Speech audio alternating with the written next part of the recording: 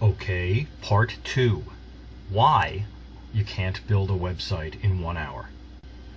In the wildly popular Build a Website in 1 Hour video we've been talking about, these 7 steps are held up as all it takes, and ignoring that if you spend a couple of days, not 1 hour, following them, you really will have an electronic business card ready to unleash on the world, well, that's just not good enough.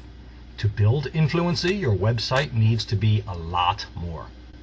In fact, there's so much more to cover that expanding the 7 steps to build a website in an hour into the 18 real touch points we identified in the video raised more questions than it answered. But here they are. Let's start with number 2. Do a simple install from your web host. After you select a web host and set up an account, and there are many good hosts, this part almost doesn't matter. Almost. You need to get your domain registered, parked, and working. What's your web name going to be? Maybe you sell cookies. Well, you can't get cookies.com.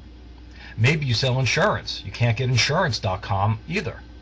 But you might be able to register the name insuranceandcookies.com. So before you ever do that one-step install, you need to have an idea who the world will see you as.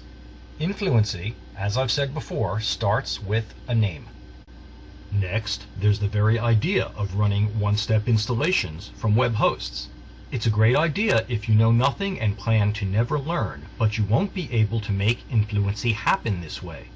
You're going to want to get your website tweaked a little bit better than the one-step installs encourage. In fact, most people who do a one-step install find themselves feeling trapped by their web hosts.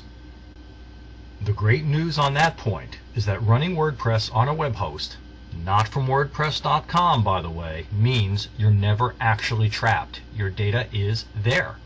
But we're going to have to know just how to get at it, just in case. And don't get me started on using admin as your username, at least not until our next video.